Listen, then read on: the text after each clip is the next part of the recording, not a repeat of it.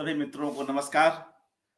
साथियों, इन दिनों जनसुलभ पुस्तकालय की ओर से रविंद्रनाथ ठाकुर पर केंद्रित कार्यक्रमों की श्रृंखला चलाई जा रही है। रविंद्र एकाग्र हमने इसका नाम दिया है और इसकी छठी कड़ी में आज हम लोग कवि, कथाकार, कलाकार, शिक्षाविद और अनुवादक रविंद्रनाथ ठाकुर की एक बेहद चर्चित कहानी सजा का पाठ सुनेंगे। और यह पाठ कोई और नहीं बल्कि स्वयं इसका अनुवादक करने जा रहा है। और इस कहानी के साथ कवि गुरु की एक बेहद महत्वपूर्ण कविता चिन्ह तुम्हारा पड़ा है का वाचन भी होगा।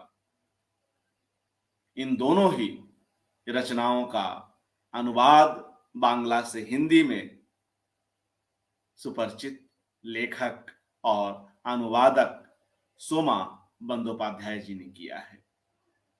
कुछ ही देर में हम लोग सोमा जी को स्क्रीन पर देखेंगे और उनसे एक एक कर इन रचनाओं का पाठ सुनेंगे। और पाठ कहना भी कुछ कम कहना है। दरअसल सजा कहानी से वे ऐसी जुड़ी हुई हैं कि वे इसका वाचन और कुछ कुछ अभिनय भी करेंगी। और मित्रों, इन दो रचनाओं के अतिरिक्त सोमा बंदोपाध्याय जी की पुत्री, जो आजकल बायोटेक्नोलॉजी में एमटेक कर रही हैं, वे रविंद्र गीतों का गायन करेंगी। तो आइए सर्वप्रथम हम लोग सोमा बंदोपाध्याय जी को स्क्रीन पर लेते हैं। सोमा जी नमस्कार, हार्दिक स्वागत।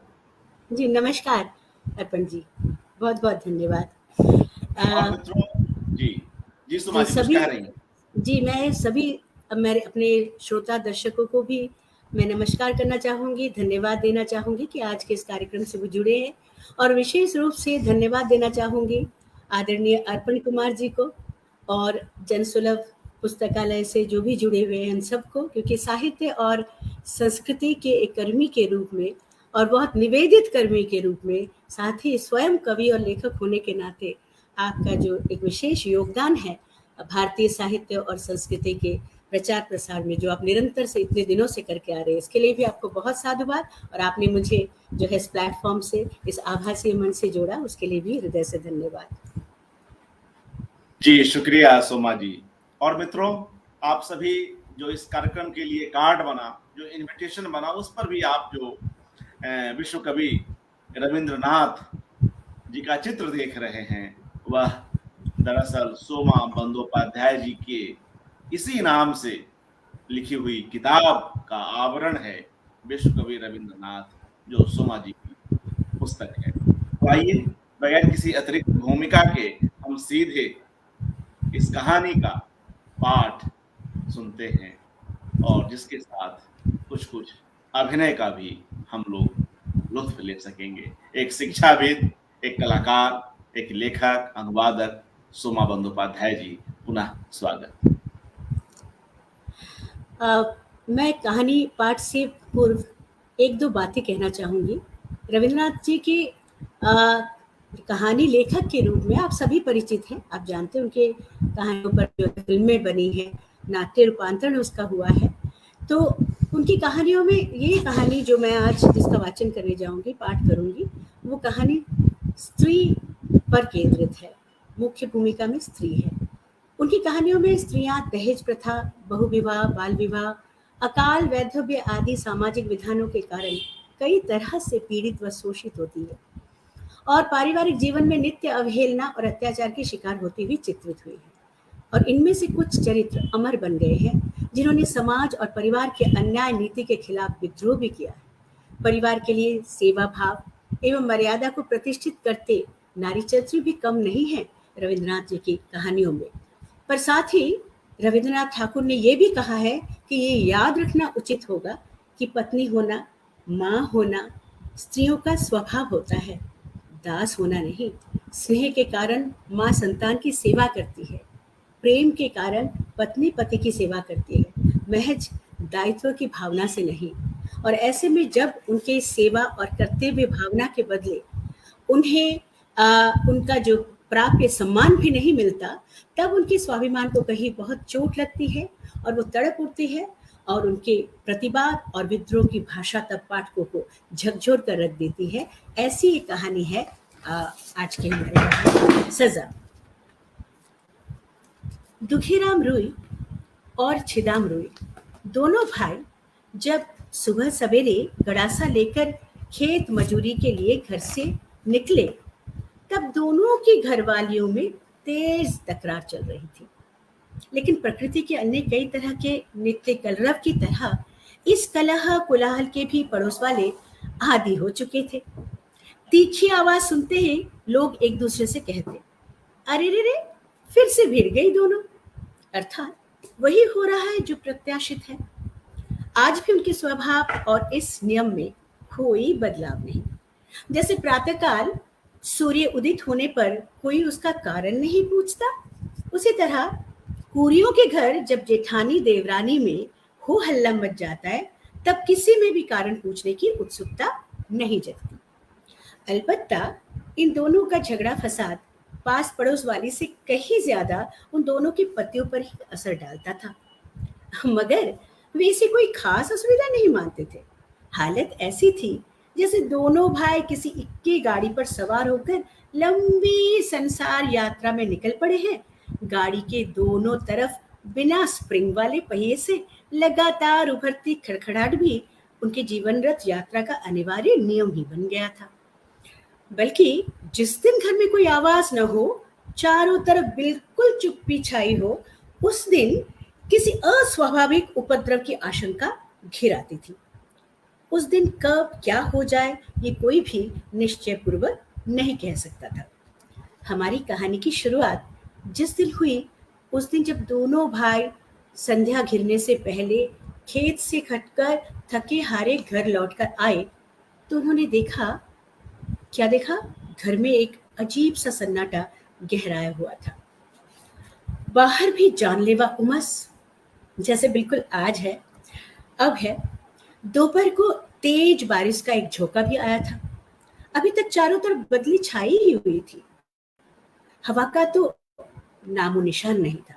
वर्षा के कारण घर के चारों ओर बेल बूटों का जंगल और झाड़ी झंकार भी खूब उगाए थे।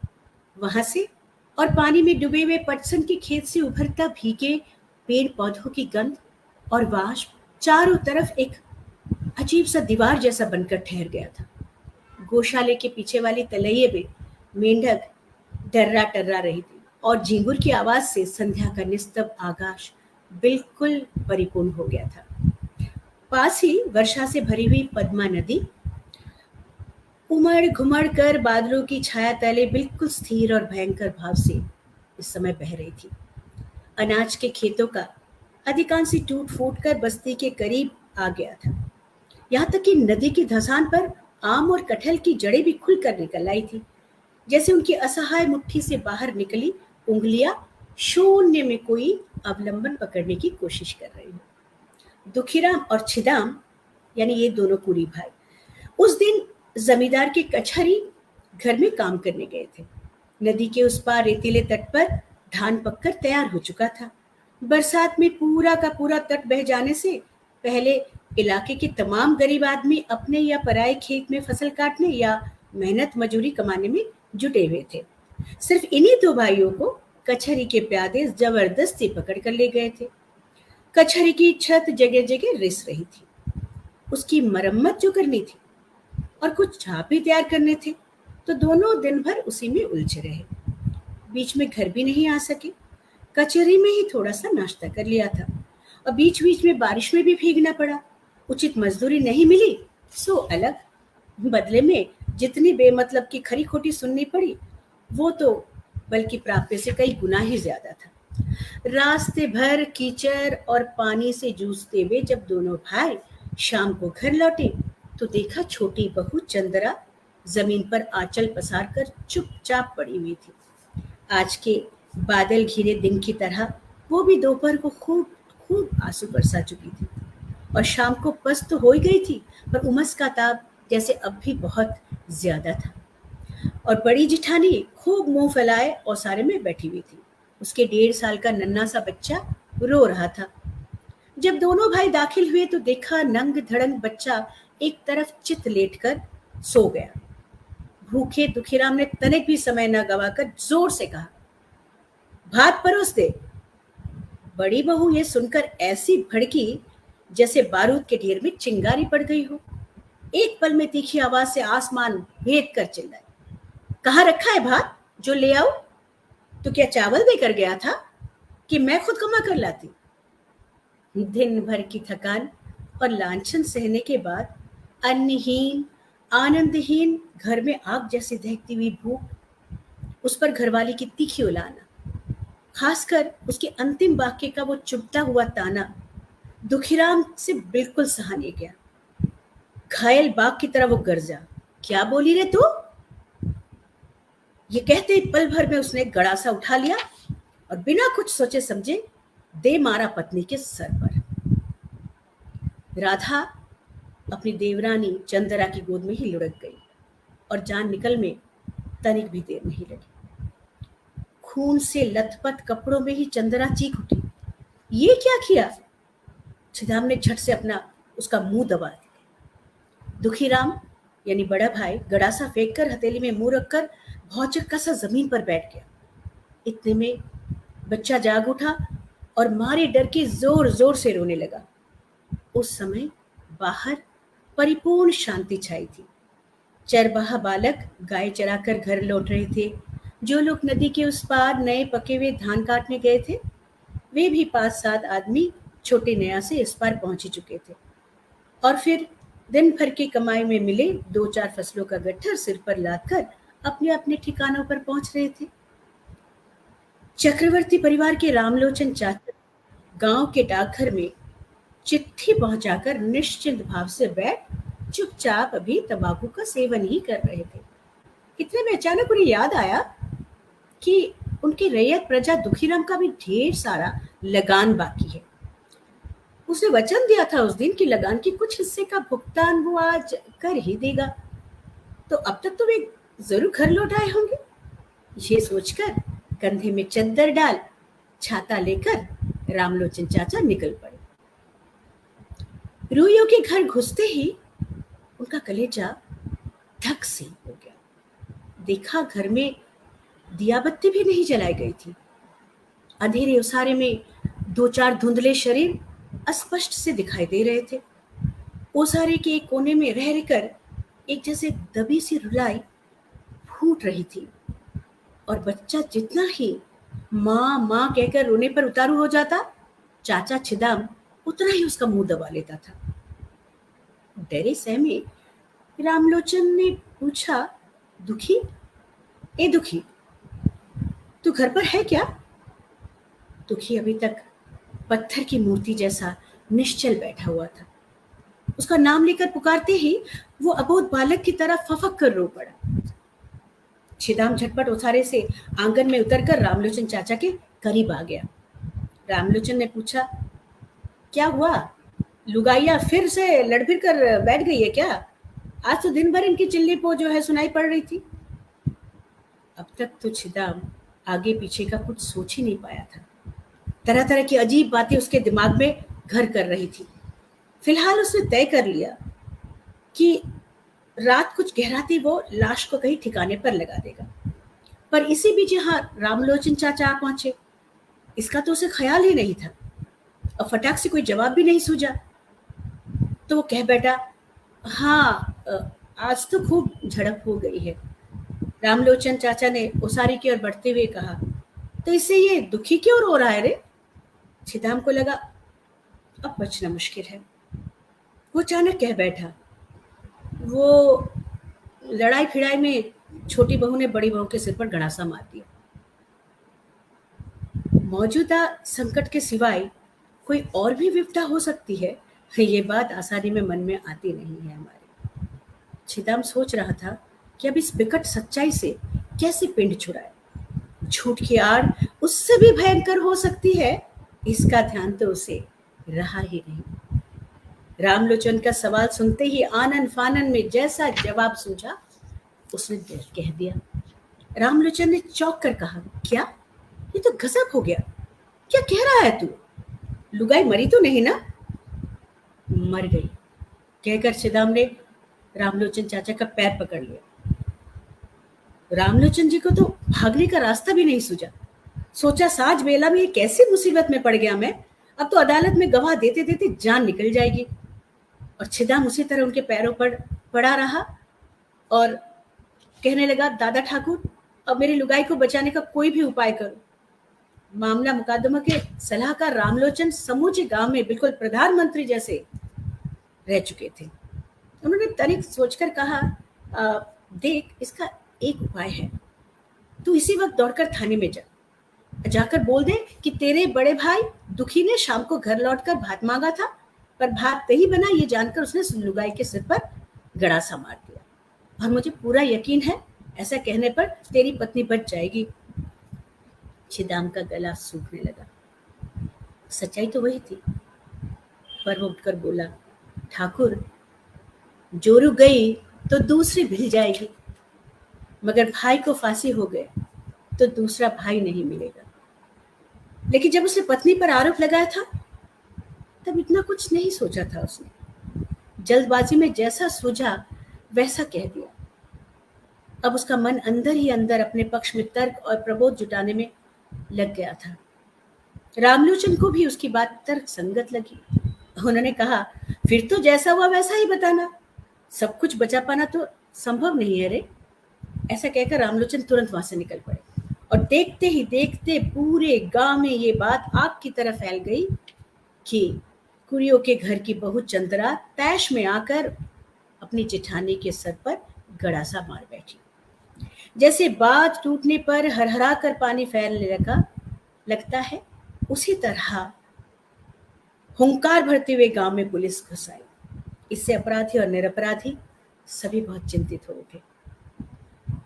छिदाम ने सोचा था कि जो रास्ता उसने अपनाया है अब उसी पर चलना पड़ेगा। उसने अपने मुंह से रामलोचन को कुछ कह तो दिया है और वही बात अब सारे गांव में फैल गई है। अगर कोई दूसरा मसला सामने भी आ जाए तो पता नहीं क्या से क्या हो जाए। उससे लगा कि किसी तरह उसी बात को उसमें दो चार किस्से वो और जोड़कर अपनी पत्नी को बचा ही लेगा। छिदाम ने अपनी पत्नी चंद्रा से विनती की कि वो सारा दोष अपने ऊपर ले ले। चंद्रा पर तो जैसे बिजली गिरी थी, वो सुन रह गई। छिदाम ने उसे भरोसा देते हुए कहा, सुन, मैं जैसा कहूँ ना तू बस वैसा ही कर, डरने की कोई बात नहीं है, हम सब तुझे बचा ही लेंगे। दिलासा तो उसने दे दिया, लेकिन उसका गला सूख रहा था, चेहरा पीला पड़ गया था। चंद्रा की उम्र कितनी होगी? 17-18, इससे ज्यादा तो नहीं। मुखड़ा भरा हुआ, गोल मटोल, मछले कद की शरीर कसा हुआ। उसके स्वस्थ सबल अंग प्रत्यंगों में ऐसा सुडोलपन है कि चलते फिरते या हिलने डुलने से कहीं जैसे कुछ नहीं अटकती, बिल्कुल नए बने हुए नाव की तरह। काफी छोटा सा सुडोल, पर बड़ी ही आसानी से हिलता है और उसकी कई गांठ कहीं ढीली नहीं पड़ती। दुनिया के सारे विषयों में उसे खास तरह का आग्रह है, उत्सुकता है। चुलबुली सी वो लड़की, पास पड़ोस में गपशप करना उसे बहुत अच्छा लगता था और घड़ा लेकर घाट में जाते जाते समय 2 उंगलियों से घूंघट ऐसे ओढ़कर वे अपने चंचल चमकीले आंखों से रास्ते में जो कुछ भी देखने लायक मिल जाता सो देख ही लेती। और बड़ी बहू बिल्कुल इसके विपरीत थी, निहायत बेढंगी, ढीली ढाली और अस्त व्यस्त भी। सर पर पल्ला, गोद का बच्चा और घर गृहस्थी का काम भी कुछ उससे नहीं संभालता था। वो सब कुछ तो चंद्रा संभालती थी। उसके हाथों में कोई खास काम ना भी हो तो भी बड़ी बहू 2 घड़ी चैन में बैठने को उसे फुर्सत नहीं होती थी। देवरानी उसे ज्यादा नहीं टोकती, दबी आवाज में एक आध खड़ी खोटी सुना देती थी, और पर उसी पर वो आग बबूला हो जाती और फिर चीख कर चिल्ला कर मोहल्ले की नींद हराम कर देती। इन दोनों पति पत्नियों की जोड़ी में भी स्वभाव की एक विचित्र समानता थी। दुखीराम कुछ भारी कद वाला आदमी था, हड्डियां खूब चौड़ी, नाक दबी हुई, दोनों आंखें इस दृश्यमान संसार को जैसे ठीक से समझ ही नहीं पाती थी, पर कुछ पूछने से भी कतराती थी। ऐसा सीधा साधा पर इतना डरावना, ऐसा बलवान और इतना असहाय आदमी तो दुर्लभ ही होता है ना। और छीताम, छोटा भाई, उसको तो जैसे किसी ने बड़े जतन से एक चमकीला काला पत्थर खोद खोद कर बनाया था। उसमें कहीं कुछ जरूरत से ज्यादा नहीं और कहीं कुछ कम भी नहीं था। उसका प्रत्येक अंग शक्ति और निपुणता के साथ घुल मिलकर संपूर्णता का एक प्रतीक बन गया था। वो चाहे नदी के ऊंचे तट से कूद पड़े, या डार से नाव खेले, या बांस की झाड़ी से चुन चुन कर बारीक कचेली काट कर ले आए, सभी कामों में एक तरह की संतुलित दक्षता, एक अनायास शोभा झलकने लगती थी। उसने लंबे घने बालों में तेल लगा लगा कर, जतन से कंघी कर करके बालों को ललाट से पीछे ले जाकर कंधों तक सवार दिया था। उसकी वेशभूषा और साज श्रृंगार में निश्चित ही एक अजीब सा आकर्षण था। हालांकि वो गांव की पराई औरतों के सौंदर्य के प्रति उदासीन नहीं था और खुद भी उनकी नजरों में आकर्षक बनाने की इच्छा भी कुछ कम नहीं रखता था, फिर भी छिदाम अपनी युवती पत्नी से कुछ ज्यादा ही प्यार करता था। दोनों में झड़प भी होती थी और मेल मिलाप भी। कोई किसी को परास्त नहीं कर पाता था। एक और भी कारण था जिससे दोनों काफी दृढ़ता से बंधे हुए थे एक दूसरे से।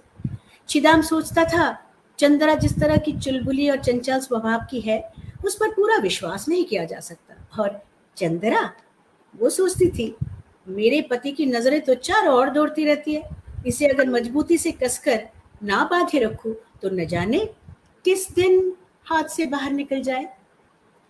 अभी भी जो हादसा हो गया, उससे पहले तक पति पत्नी के बीच काफी अनबन चल रही थी। चंद्रा ने गौर किया था कि उसका पति काम के बहाने से अक्सर कहीं दूर चला जाता, यहाँ तक कि 2-4 दिन बाद भी लौटता, मगर कुछ कमा कर नहीं लाता। लक्षण कुछ ठीक नहीं लग रहे थे, तो वो खुद भी ज्यादती पर उतर आई।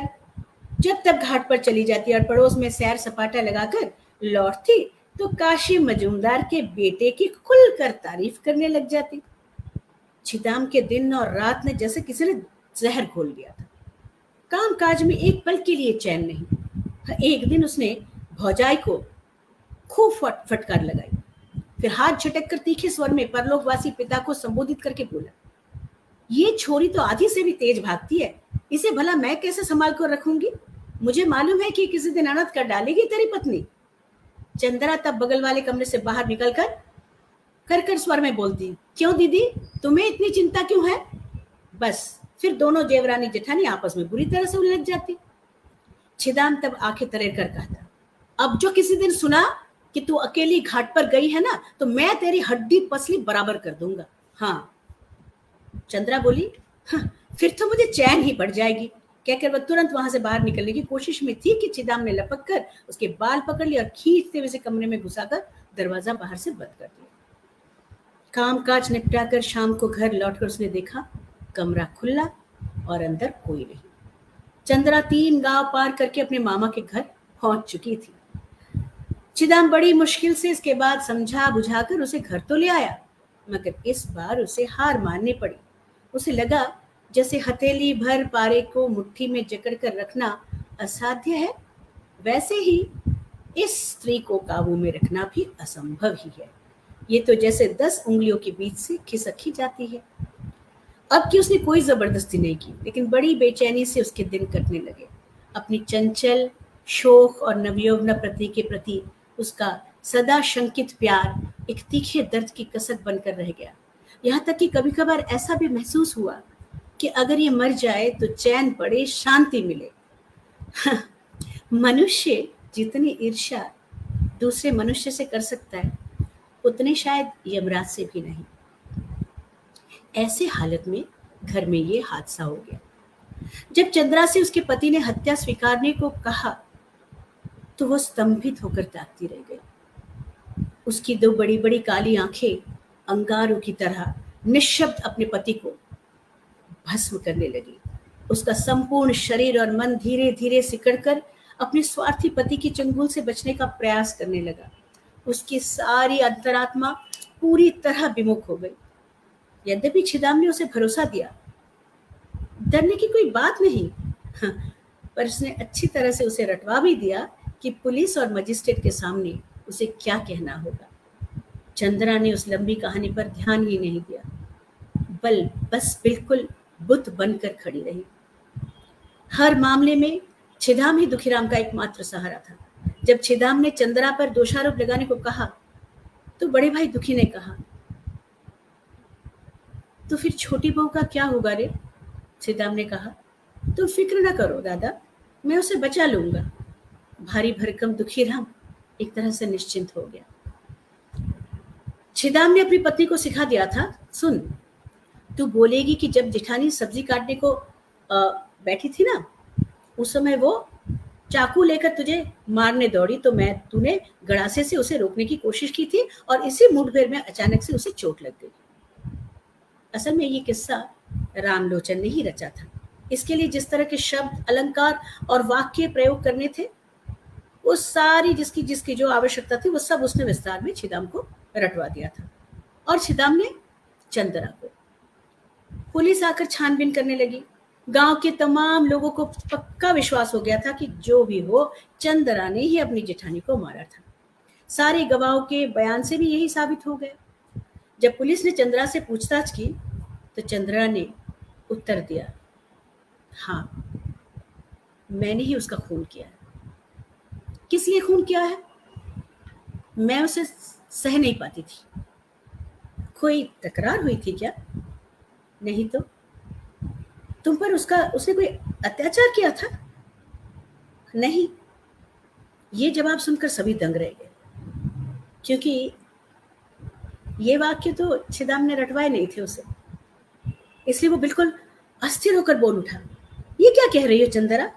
इसकी बातें ठीक नहीं है दरोगा जी। पहले तो सबसे पहले बड़ी बहू ने। दरोगा ने डांट डपट कर सबको चुप करा दिया। तुम चुप रहो। बाद में कायदे से जिरह करने पर भी बार बार उसे एक ही जवाब मिलता रहा। बड़ी बहू की ओर से हुए किसी भी आक्रमण का आरोप चंद्रना ने स्वीकार नहीं किया। ऐसी जिद्दी लड़की तो कहीं नहीं दिखी पहले। जान की बाजी लगाकर वो खुद फांसी के फंदे की ओर बढ़ रही है। आश्चर्य है। अब उसे किसी तरह खींचकर वापस लाना तो मुश्किल हो जाएगा ना। ये कैसा निर्मम अभिमान है? ये क्या कर रही है चंद्रा? किस बात का बदला ले रही है? छिदाम सोचने लगा और चंद्रा ने मन ही मन अपने पति से कहा, मैं तुम्हें त्याग कर अपना ये नव यौवन लेकर फांसी के तख्ते को अपना रही हूं। मेरे इस जन्म का अंतिम बंधन भी अब उसी के साथ होगा और तुम देखते रह जाओगे।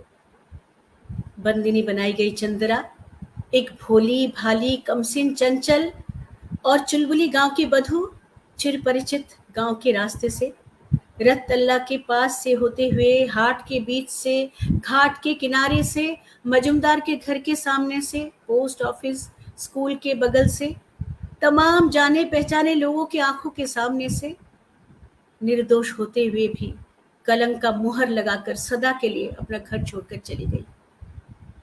बच्चों का झुंड उसके पीछे पीछे चल पड़ा और गांव की बहू बेटियां, उसकी सखी सहेलियां, कोई घूंघट के बीच से, कोई दरवाजे की आड़ से, पुलिस के साथ चलती हुई चंद्रा को देखकर शर्म, घृणा और भय से सिहर उठी। डिप्टी मजिस्ट्रेट के पास भी चंद्रा ने अपना ही दोष कबूल किया। हादसे के पहले बड़ी बहू ने उस पर कुछ भी अत्याचार किया हो, इसका खुलासा नहीं हो पाया। लेकिन उस दिन छिदाम कटघरे में दाखिल होते फूट फूट कर रो पड़ा, हाथ जोड़कर बोला, दुहाई हो हुजूर की, मेरी घरवाली निर्दोष है। हाकिम ने डांट फटकार कर उसकी रुलाई दबा दी और सवालों का सिलसिला जारी रखा। वो भी एक एक करके सच्चाई उगलने लगा। हाकिम ने उस पर विश्वास नहीं किया, क्योंकि सबसे अधिक विश्वस्त और समर्थ गवाह रामलोचन ने कहा, हादसे की कुछ ही देर बाद मैं घटनास्थल पर हाजिर हुआ था। साक्षी छिदाम ने मुझे सब कुछ बताकर मेरा पैर पकड़ लिया था और कहा था, अब पत्नी को बचाने का कोई तो उपाय करो दादा। मैंने भला बुरा कुछ भी नहीं कहा। तब गवाह ने मुझसे कहा, अगर मैं कहूं कि मेरे भूखे भाई को भात मांगने पर बात नहीं मिली, इसलिए उसने तैश में आकर पत्नी को मार डाला, तब क्या उसकी रक्षा हो जाएगी? तो मैंने कहा कि खबरदार हरामजादे, अदालत में एक भी अक्षर झूठ मत बोलना, इससे बड़ा पाप और कोई नहीं, इत्यादि इत्यादि। असल में पहले तो रामलोचन ने चंद्रा को बचाने के लिए ढेर सारी कहानियां गढ़ी थी, लेकिन जब देखा कि अरे चंद्रा तो खुद ही उल्टी बयान में अड़ गई थी, तब उन्होंने सोचा, अरे बाप रे, कहीं इस उम्र में झूठे गवाह का अपवाद न झेलना पड़े, बेहतर है कि जितना मालूम हो उतना बता ही दो। ये सोचकर रामलोचन ने वही सब बताया जो वो जानता था, पर असल में जो सच नहीं था, बल्कि उससे भी कुछ ज्यादा बताया। डिप्टी मजिस्ट्रेट ने केस सेशन में चालान कर दिया। इस बीच संसार में खेती बाड़ी, हाट बाजार, हंसना रोना सब कुछ पहले की तरह चलता रहा, और पिछले वर्षों की तरह नए धान के खेतों में सावन की जलधारा निरंतर बरसती रही। पुलिस अपराधी और गवाह को लेकर अदालत में हाजिर हो गई। सामने मुंसिफ के कोर्ट में ढेर सारे लोग अपने अपने मुकदमे के इंतजार में बैठे हुए थे। चंद्रा ने जज से कहा, साहब जी एक ही बात और कितनी बार मैं बोलूं? जज ने उसे समझा कर कहा, जो गुनाह तुम कबूल कर रही हो ना, जानती हो उसकी सजा क्या है? चंद्रा बोली, नहीं तो?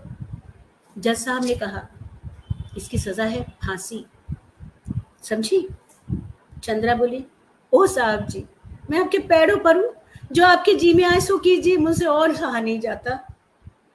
जब छिदाम को अदालत में पेश किया गया, तब चंद्रा ने मुंह फेर लिया। जज ने कहा, गवाह की ओर देखकर बताओ, ये तुम्हारा कौन है? चंद्रा ने दोनों हथेलियों से मुंह उठाकर कहा, ये मेरा पति है। उससे पूछा गया, वो तुमसे प्यार करता है या नहीं? जवाब मिला, हाय हाय, बहुत ही प्यार करता है। फिर सवाल किया, तुम मुझसे प्यार नहीं करती? जवाब था, खूब प्यार करती हूँ। जब छिदाम से पूछताछ की गई तो उसने कहा, खून मैंने किया है। सवाल, क्यों? छिदाम बोला, मैंने भात मांगा था, बड़ी बहू ने नहीं दिया, इसलिए मैंने उसे मारा। जब बड़ा भाई दुखीराम गवाही देने आया तो वो बेहोश ही हो गया। होश आने पर उसने भी जवाब दिया, साहब खून तो दरअसल मैंने किया है। क्यों? क्योंकि भात मांगने पर भात नहीं मिला था ना। देर तक जिरह करके दूसरे बयानों को सुनने के बाद जज साहब को पता चल गया कि घर की बहू को बचाने के लिए दोनों भाई अपना अपना अपराध कबूल कर रहे थे, लेकिन चंद्रा पुलिस को दिए गए बयान में और अदालत में भी बराबर एक ही बात कहते आई कि हाँ, खून उसी ने किया है। उसका बयान कभी इधर से उधर नहीं हुआ। दो वकीलों ने अपनी ओर से उसे मृत्युदंड से बचाने का भरसक प्रयत्न किया, पर अंत में उन्हें भी हार माननी पड़ी। जिस दिन नादान उम्र की एक सांवली सी लड़की अपना गोल मटोल चेहरा संवार कर गुड़िया खिलौना छोड़ मायके से ससुराल आई थी, उस दिन रात के उस शुभ मुहूर्त में किसी ने आज की कल्पना भी की होगी? उसके पिता ने दम तोड़ने से पहले कितने निश्चिंत भाव से कहा था, कुछ भी हो, मैंने अपनी बेटी को एक अच्छी जगह ब्याह दिया है। जेल खाने में फांसी से पहले दयालु सिविल सर्जन ने उस दिन जब चंद्रा से पूछा, क्या आखिरी बार किसी को देखना चाहोगी? एक लंबी सांस लेकर चंद्रा बोली, एक बार अपनी माँ को देखने का मन करता है साहब जी। डॉक्टर ने कहा, तुम्हारा पति तुमसे मिलना चाहता है, उसको बुलाकर लाऊं क्या? बाहर ही खड़ा है। इस पर चंद्रा आंखों में आंसू और हंसी दोनों लिए बोल पड़ी, जाने भी दो, जाने भी दो। तो ये थी कहानी सजा। वास्तव में सजा क्या चंद्रा को मिली या जीवन भर के लिए छिदाम को, ये तो पाठक ही बताएंगे।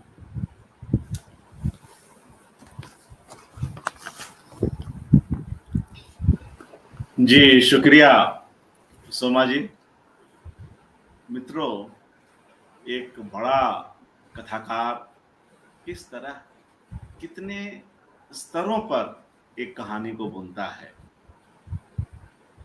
गुरुदेव की यह कहानी इसका प्रमाण है। सजा इस तरह से उस समय का जीवन, स्त्री पर अधिकार बोध और अनावश्यक अधिकार बोध, कहीं न कहीं अपराध की हद तक जाता हद तक जाता अधिकार बोध, यह सब हम देखते हैं। घरेलू हिंसा जो आज भी जारी है, कम नहीं हुई है। हम आज भी अलग अलग समय में जी रहे हैं और देश के अलग अलग हिस्सों में कितनी तरह की वारदातें होती हैं, हम सभी अवगत हैं। उस समय का चित्र देखिए, कितनी बारीकी से एक एक चीज को सामने लाते हैं। जो अंत में सुमा जी ने यह बात की कि क्या यह सजा, वह तो स्वीकार कर ली उदार हृदय से, लेकिन जो उसके पति या जेठ के मन में जो अपराध बोध आजीवन रहेगा, वह भी किसी सजा से कम तो नहीं। मगर एक सांबली, एक अलहड़, जो घूंघट में भी, जो शुरू में एक जगह यह दृश्य आया था, बहुत प्यारा दृश्य था, जो घूंघट में भी सब कुछ देख लेना चाहती है। इतनी कम उम्र में वह अपनी आंखें बंद कर लेगी, उस अपराध की सजा पाएगी जो उसने किया ही नहीं।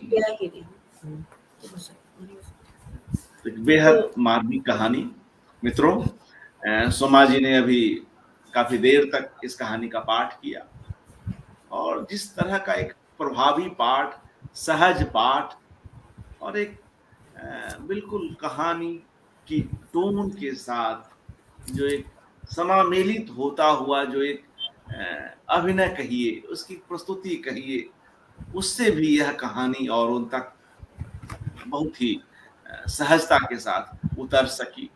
सभी को अच्छा लगा और ये सब जो प्रतिक्रियाएं आ रही हैं, आप सभी स्क्रीन पर देख ही रहे हैं। तो अब मित्रों, हम सोमा जी को पुनः आमंत्रित करेंगे, मगर उसके पूर्व उनकी बेटी आएंगी और वे रविंद्र गीतों का गायन करेंगी और उसके बाद पुनः हम सोमा जी के पास चलेंगे और सोमा जी के पास चलते हुए जो कविता है उसे हम लोग सुनेंगे। मगर अभी हम लोग जो उनकी पुत्री हैं मयूरी चक्रवर्ती, उनसे कुछ रविंद्र गीत सुनते हैं। थोड़ा सा यह कहानी कुछ ऐसी थी कि हम सभी का मन भारी भी हो गया, तो कुछ गीतों का रस लिया जाए और उसके बाद पुनः एक बेहद चर्चित कविता जिसका अनुवाद सोमा जी ने ही किया है और जिसकी प्रशंसा मंगलेश डवराल और तमाम दूसरे लेखकों ने की थी, हिंदी के और दूसरी भाषाओं के, तो उसको सुनेंगे। फिलहाल मैं सोमा जी की पुत्री और जो एमटेक कर रही हैं, मेरे समझ से धनबाद से, ISM धनबाद से एमटेक कर रही हैं और संयोग देखिए कि वे कोलकाता में हैं आजकल अपनी माँ के साथ, अपने पिता के साथ। तो हम उनको आमंत्रित करते हैं, मयूरी चक्रवर्ती जी को। उन्होंने काफी तैयारी की है। स्वागत, और फिर पुनः हम सोमा जी को सुनेंगे। जी मयूरी। अच्छा, उससे पहले मैं बस खाली दो बातें रविंद्र संगीत के बारे में बता दूंगी कि जो आज मयूरी गाने वाली है। देखिए, कवि रविंद्रनाथ को एक उपाधि से भूषित किया था हमारे हिंदी के यशस्वी कवि रामधारी सिंह दिनकर ने। उन्होंने उन्हें कला के अर्ध नारीश्वर के रूप में चित्रित किया था।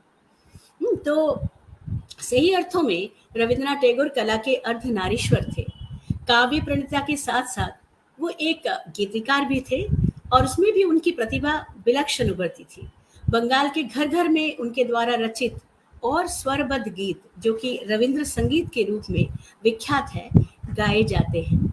और जगत में शायद ही कोई विषय हो कि जो कि उनसे अनछुआ, उनकी कलम से अनछुआ रह गया होगा, चाहे वो प्रकृति हो, प्रेम हो, सौंदर्य, समाज, संस्कृति, सभ्यता से जुड़ा हर विषय लगभग उनकी कविता और यानी कि काव्य और संगीत का विषय बना है। आज प्रकृति पर 2 गीत मयूरी प्रस्तुत करेगी। तो सबसे पहले हम सुनेंगे कि ऋतुराज वसंत यानी फागुन के महीने में प्रकृति के मनमुग्धकारी सौंदर्य का वर्णन कवि किस रूप में करते हैं। कविता गीत का संगीत है नील क्षितिज में।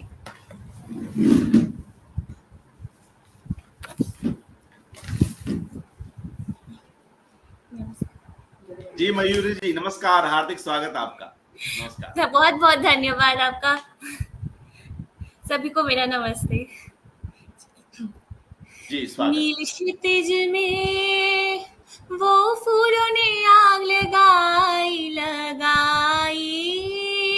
नील क्षितिज में वसंत में सौरभ की शिखा जागी, वसंत में सौरभ की शिखा जागी। नील क्षितिज में वो फूलों ने आग लगाई नील क्षितिज में बादलों को लगी पहेली, क्या सूरज की किरणें बंधी। बादलों को लगी पहेली, क्या सूरज की किरणें बंधी।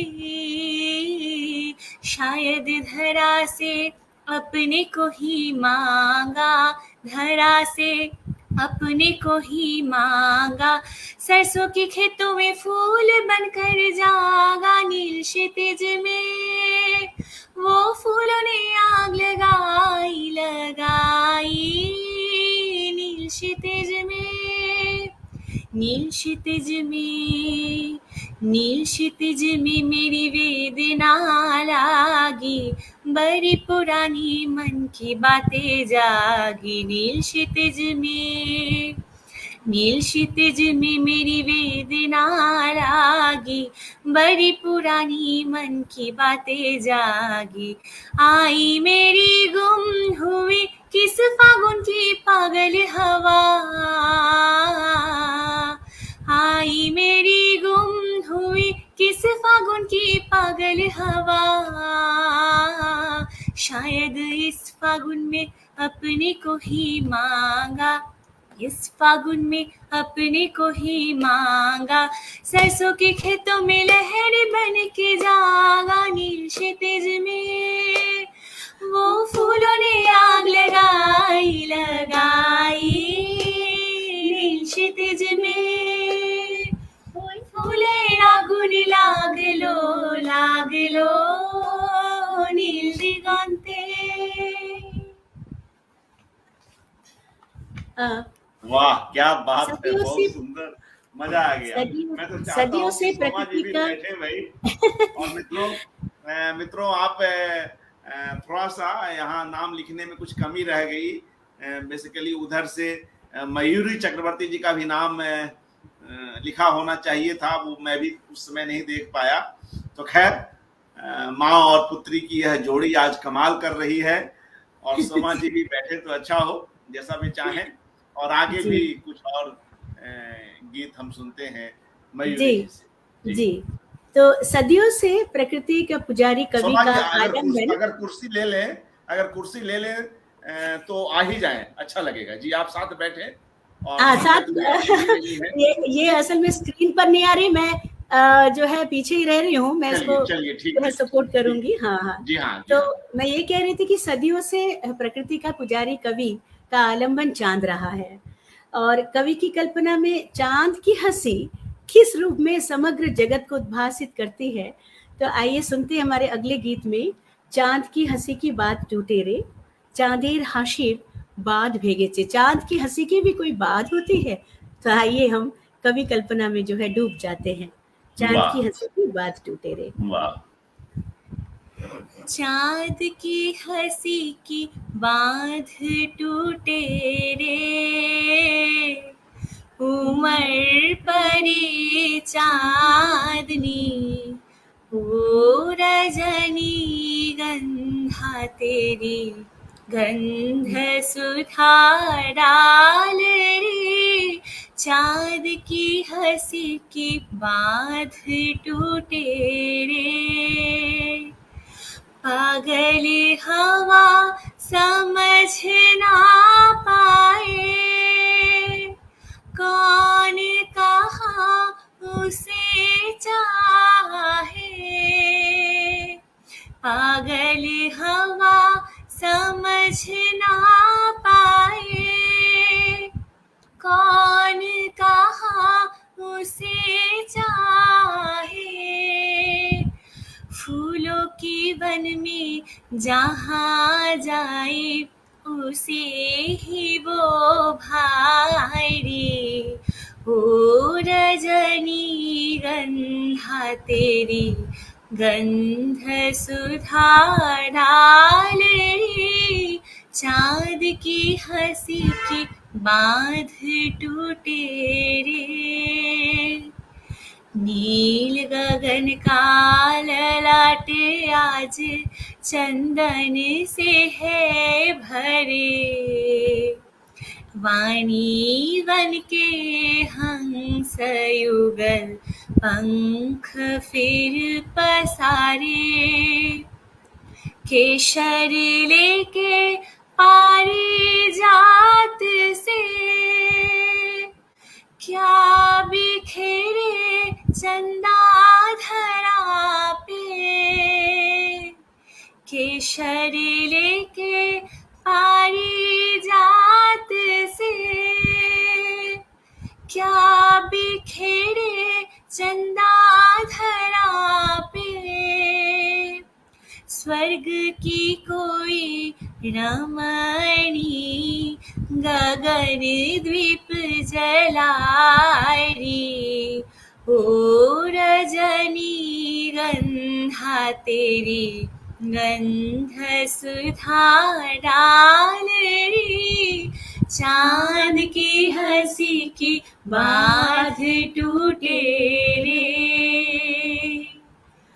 उमड़ पड़ी चांदनी, ओ रजनी गंधा तेरी गंध सुधा डाल रे। चांदेर हाशी बांध भेगे छे।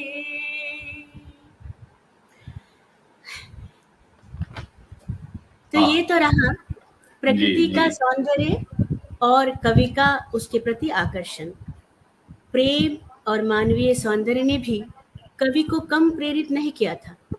कभी वो प्रेम व्यक्तिगत प्रेम, तो कभी समष्टिगत, तो फिर कभी विश्व प्रेम में बदल गया।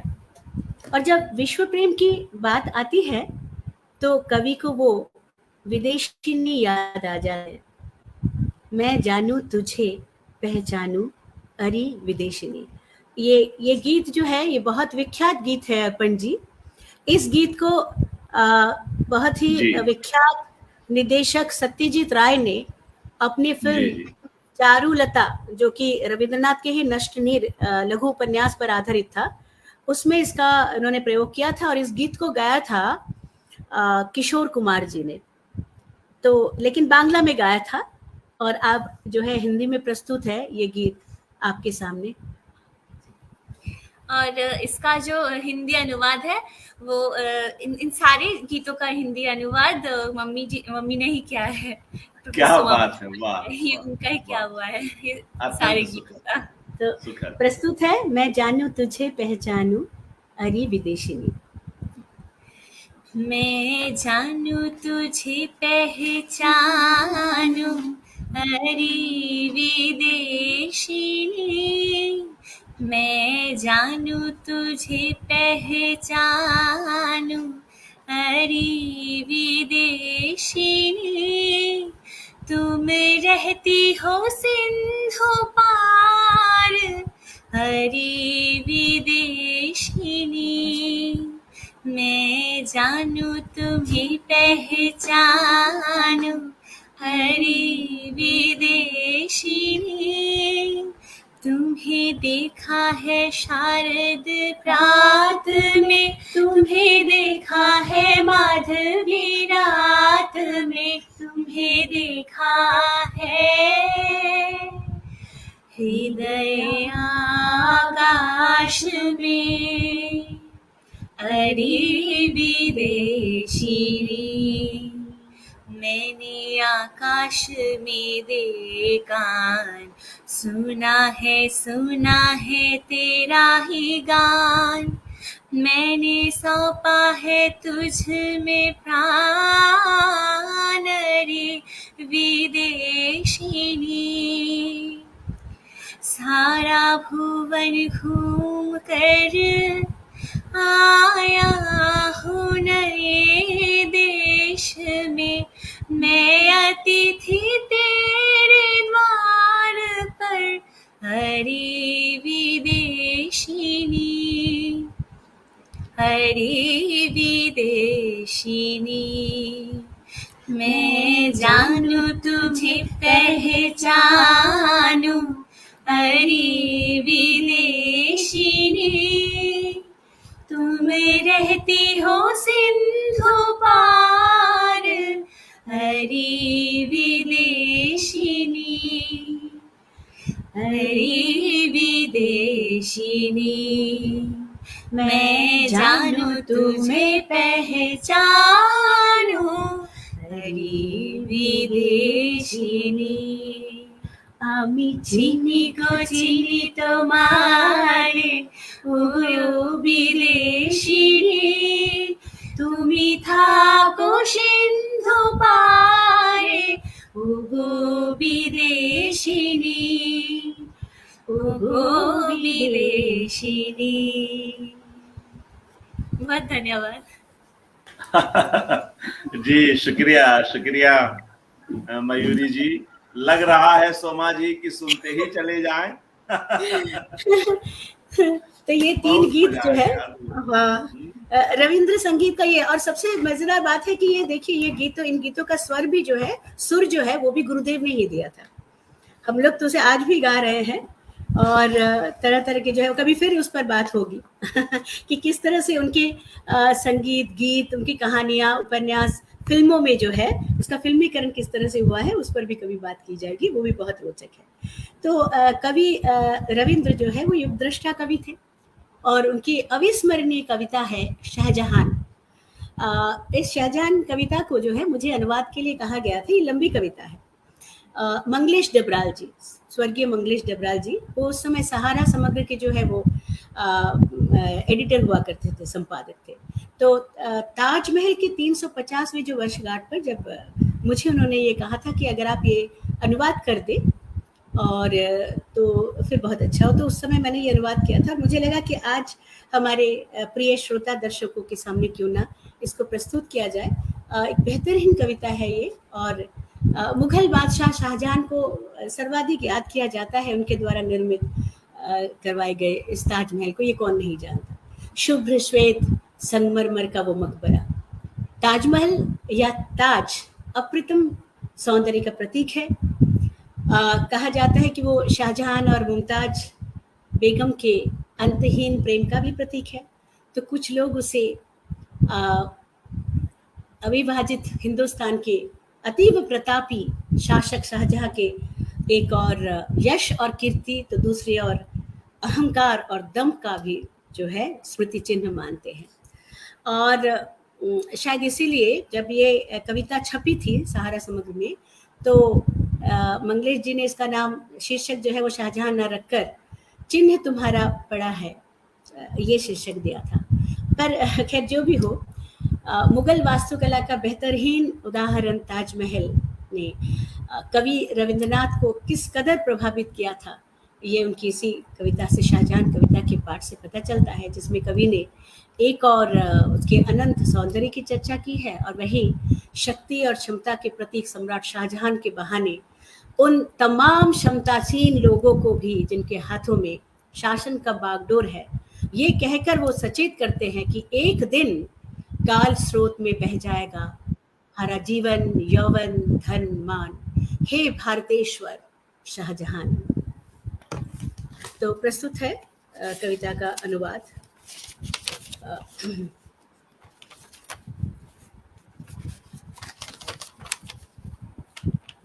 चिन्ह तुम्हारा पड़ा है।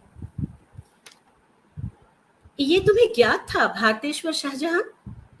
काल स्रोत में बह जाता है जीवन यौवन धन मान। केवल तुम्हारी अंतर वेदना चिरंतन हो, यही थी तुम्हारी सम्राट प्रार्थना। राज शक्ति वज्र कठिन, संध्या रक्त राग समान, तंद्रा तल में हो जाए लीन।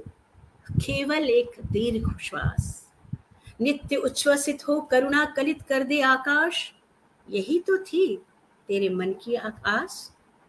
हीरे मोती माणिक्य की घटा, जैसे शून्य दिगंत रूपी, इंद्रजाल में इंद्र धनुष की छटा।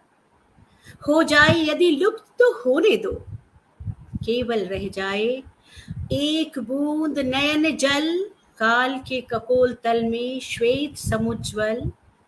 हे ताजमहल,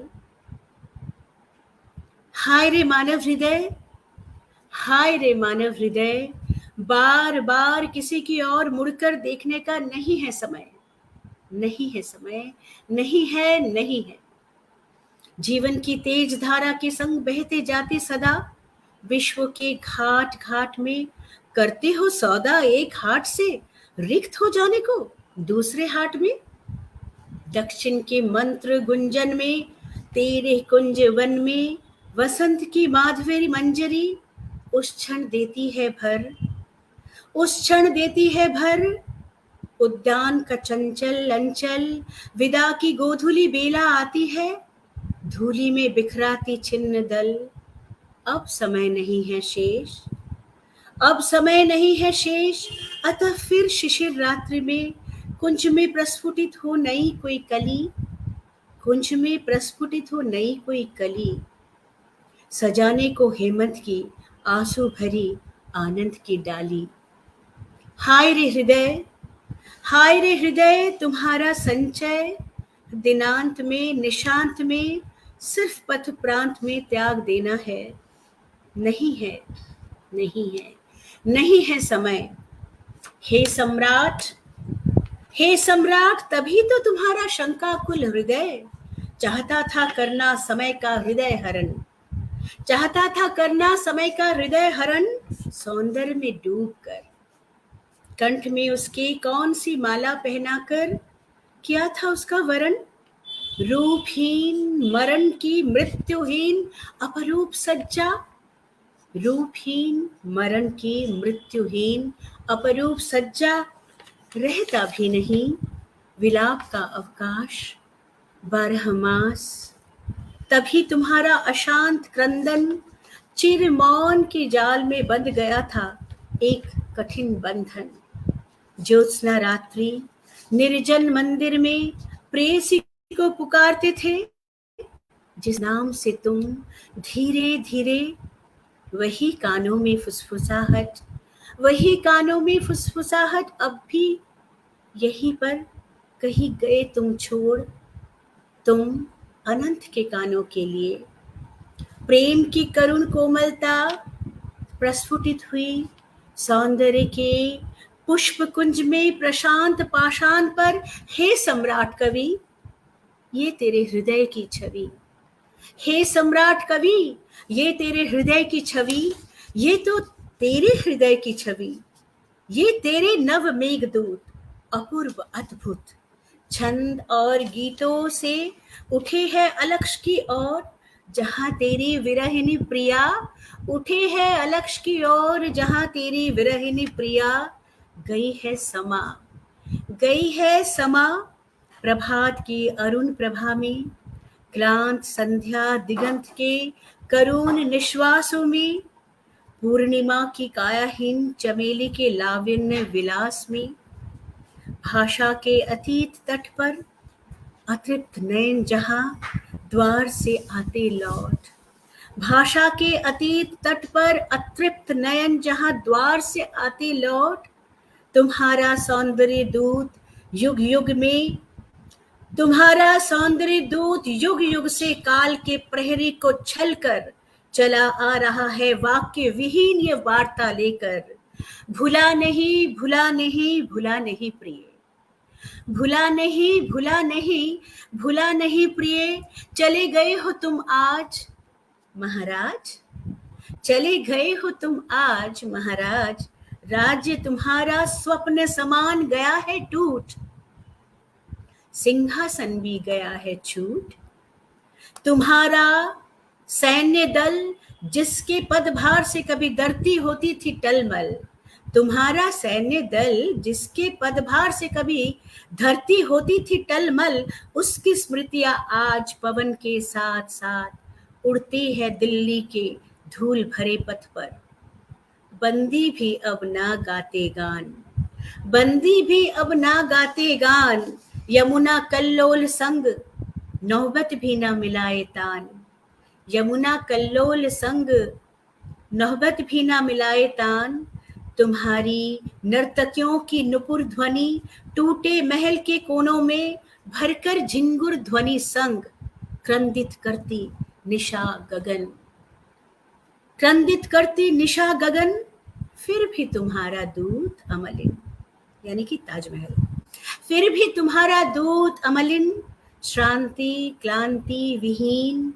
तुच्छ मान राज्य का टूटना गढ़ना, तुच्छ मान राज्य का टूटना गढ़ना, तुच्छ मान जीवन मृत्यु का उठना गिरना।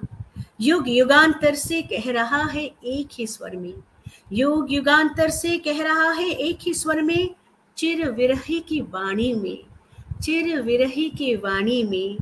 भुला नहीं, भुला नहीं, भुला नहीं प्रिय, भुला नहीं। असत्य है ये, किसने कहा कि भूले नहीं? असत्य है ये, किसने कहा कि भूले नहीं? किसने कहा कि खुले नहीं स्मृतियों के पिंजर द्वार? किसने कहा कि खुले नहीं स्मृतियों के पिंजर द्वार? अतीत के लिए घिरा अस्त अंधकार, आज भी हृदय को तुम्हारे रखा है बांध कर, आज भी हृदय में रखा है तुम्हें बांध कर। विस्मृति के मुक्ति पथ से आज भी ये आया ना पाया बाहर, आज भी वो आया ना पाया बाहर। धर्म समाधि मंदिर एक ही स्थान पर रहे चिरस्थिर, धरा की धूल से रहे। कृपया फोन को बंद कर दें। जी,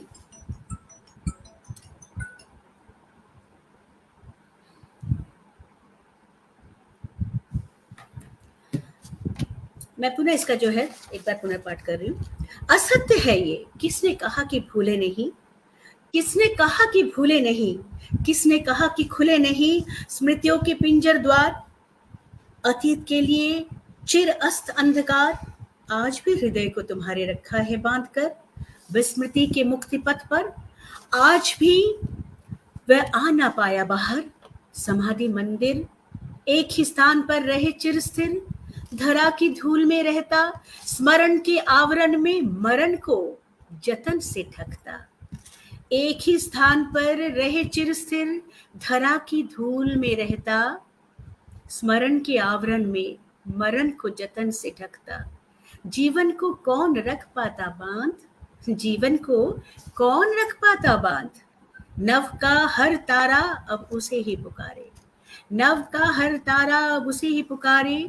उनका आमंत्रण हर उस लोक में, नव नव पूर्वांचल के आलोक आलोक में। स्मृतियों की ग्रंथियां तोड़ बह जाए वो दौड़, विश्व पथ पर बंधन विहीन, विश्व पथ पर बंधन विहीन।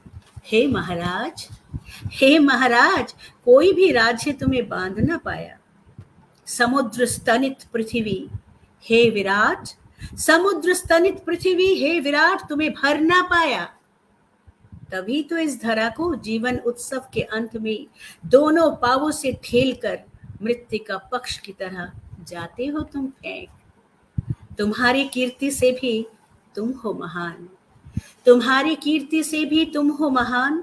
तभी जीवन रथ ये तुम्हारा पीछे छोड़ जाता है कीर्ति तुम्हारी बारंबार। तभी तो चिन्ह तुम्हारा पड़ा है पर तुम आज नहीं यहाँ, तभी तो चिन्ह तुम्हारा पड़ा है पर तुम आज नहीं यहाँ। जो प्रेम आगे बढ़ना बढ़ाना नहीं जाने, जो प्रेम आगे बढ़ना बढ़ाना नहीं जाने, जिस प्रेम ने पथ का दिखाया था बिछाया था निज सिंहासन, जिस प्रेम ने पथ पर बिछाया था निज सिंहासन, उसका मधुर संभाषण पद धूलि की तरह चूमता है तुम्हारे चरण। उसका मधुर संभाषण पद धूलि की तरह चूमता है तुम्हारे चरण। दिया है तुमने उसे धूलि को ही लौटा, दिया है तुमने उसे धूलि को ही लौटा। यही तुम्हारे पीछे चरणों की धूल पर, यही तुम्हारे पीछे चरणों के इस धूल पर, तुम्हारे चित्त से पवन से भरकर कब हठात उड़ गया था वन बीज, जीवन की माला से हो बिच्छिन्न। बुड़कर बन गया था वो बीज, जीवन की माला से हो बिच्छिन्न। तुम चले गए बहुत दूर, तुम चले गए बहुत दूर, वही बीज आज बनकर अमर अंकुर, वही बीज आज बनकर अमर अंकुर। उठ रहा है अंबर की ओर, उठ रहा है अंबर की ओर, गा रहा है करुण गीत, गा रहा है करुण गीत। कितनी दूर देखो, नहीं नहीं वो पथिक नहीं कहीं, कितनी दूर देखो, नहीं नहीं वो पथिक नहीं कहीं। प्रिया ने उसे नहीं बाधा, राज्य ने भी रोका ना पथ, ना अवरोध बने समुद्र पर्वत। आज उसी का रथ चला जा रहा है रात्रि के आह्वान पर, नक्षत्रों की तान पर, प्रभात के सिंहदार की ओर। तभी तो स्मृतियों के भार तले मैं यानी ताजमहल पड़ा हूँ यहाँ, तभी तो स्मृतियों के भार तले मैं पड़ा हूँ यहाँ। पर सब भार से मुक्त वो आज नहीं है यहाँ, सिर्फ रह गया है चिर विरही की वाणी में। भुला नहीं, भुला नहीं, भुला नहीं प्रिय, भुला नहीं, भुला नहीं, भुला नहीं प्रिय। धन्यवाद। बहुत बहुत शुक्रिया सोमा जी। मित्रों, यह एक बड़े वितान की कविता है जिसमें शासक हो, तानाशाह हो, कोई भी हो, भूमिपति हो, सबको काल के आगे किस तरह झुकना है, चिन्ह रह जाते हैं, उसके निर्माण करने वाले नहीं रहते। कितने स्तरों पर जाकर और कितने कोणों से विश्व कवि ये सारी बातें कहते हैं। बड़ी कविता, और सचमुच ऐसे ही कविता के लिए और ऐसे ही कवियों के लिए कहा जाता है, जहां न जाए रवि वहां जाए कवि। तो कितने भाव, कितने ऐसे फ्रेजेज आए हैं, इस पर अलग से चर्चा की जा सकती है। एक एक वाक्यांश पर कविता में जो वैचारिक दृष्टि है, जो दर्शन है, जो जीवन और मृत्यु को लेकर कवि की सोच है, जो भौतिकता और क्षणभंगुरता को सामने रखकर कवि किस तरह से अपनी बात कह रहा है, ये सारी चीजें इस कविता में प्रत्यक्ष हो उठती हैं। एक बड़ी कविता, और मुझे लगता है कि इसका अनुवाद भी आसान नहीं रहा होगा। बहुत ही कठिन था अर्पण जी, मैं क्या बताऊं, क्योंकि छंद में रखना, और वो भी कवि गुरु की एक बिल्कुल एक चुनौती थी मेरे लिए। और उसको छंद में रखना और साथ ही उसके अर्थों को जो है बिना जो है उसमें कोई बदलाव लाए, और उसके आस्वाद को कवि गुरु की जो लेखन शैली, उसके आस्वाद को बिल्कुल उसी तरह से पाठकों तक पहुंचाना। लेकिन कोशिश रही। अब जो है अब मेरे श्रोता पाठक जो है, उन्होंने उस समय भी कविता को बहुत पसंद की गई थी। और आदरणीय स्वर्गीय मंगल देश डबराज जी ने जो है मुझे ये सौभाग्य हुआ था, मुझे ये उन्होंने दिया था अवसर मुझे, और आज आपने मुझे एक बार पुनः ये अवसर प्रदान किया कि मैं आपके समक्ष ये कविता रख सकूं। तो आपको भी हृदय से धन्यवाद। ये शुक्रिया सोमा जी। और मित्रों, आज की यह कड़ी अब यहीं पर विराम लेती है। एक बेहद खास कड़ी रही, और एक घर में इन दो प्रतिभाओं को हमने सुना, दो पीढ़ियों को सुना, दो मित्रों को सुना। एक उम्र के बाद माँ और बेटी दोस्त हो जाती हैं, पिता और पुत्र दोस्त हो जाते हैं, माता पिता और संतान दोस्त हो जाते हैं। मैं बाल कीर्ति जी को भी धन्यवाद कहना चाहूंगी। उन्होंने लिखा है ट्रांसलेटर्स आर एंजल्स, ट्रांसलेटर्स और एंजल्स। हाँ बिल्कुल, तो उनको भी बिल्कुल। बाल कीर्ति जी आपको बहुत धन्यवाद फॉर योर काइंड मा- कमेंट्स, कॉम्प्लीमेंट्स। जी सचमुच वो लगातार जुड़ी रही हमारे साथ। और कुछ मित्रों के नाम ले लूं जो हमारे साथ बने रहे, जिनकी प्रतिक्रियाएं आती रही। विजयता दुबे जी, सुमन शर्मा जी, रमेश यादव जी, बाल कीर्ति जी, प्रमोद कुमार परम जी, चंद्रजीत शर्मा, एडवोकेट विवेक कुमार, मदन लाल गुप्ता जी, जाने माने शिल्पकार मंटू दास जी, अमृता पासी जी, नगीना लाल जी, नगीना लाल दास, भानु प्रकाश रघुवंशी, सत्येंद्र पांडे, केशव मोहन पांडे, मुक्ता गुहा, नीलू गुप्ता, अशोक भौमिक जी, जाने माने चित्रकार और लेखक, चंद्रजीत शर्मा जी, अंशुमति, प्रतीक सिंह, रजनी गुप्त जी, सुलोचना जी और तमाम दूसरे साथीगण। बहुत ही अच्छा लगा। और बीच में हमने एक दिन और कोशिश की थी, मगर जब जो कार्यक्रम होना होता है तभी होता है। मगर जब भी आए बहुत ही शानदार तरीके से आए और इसमें इतने सारे रंग यहाँ पर हमें दिखाई पड़े। एक बड़े रचनाकार के कहानी, उनके गीत, उनकी कविताएं और सब नायाब, हर एक रचना पर बेहद सघनता के साथ और बेहद आत्मीयता के साथ बहुत देर तक बातचीत की जा सकती है। तो खैर आज के लिए मित्रों इतना ही। रविंद्र एकाग्र की कुछ और कड़ियां अभी चलेंगी और इसके बाद हम लोग इसका फिलहाल के लिए समापन करेंगे। इतनी सारी रचनाएं हैं उनके पास, समंदर है, बस उनमें से कुछ अंजलि भर कुछ जल हम निकाल सकें, इतनी ही कोशिश है।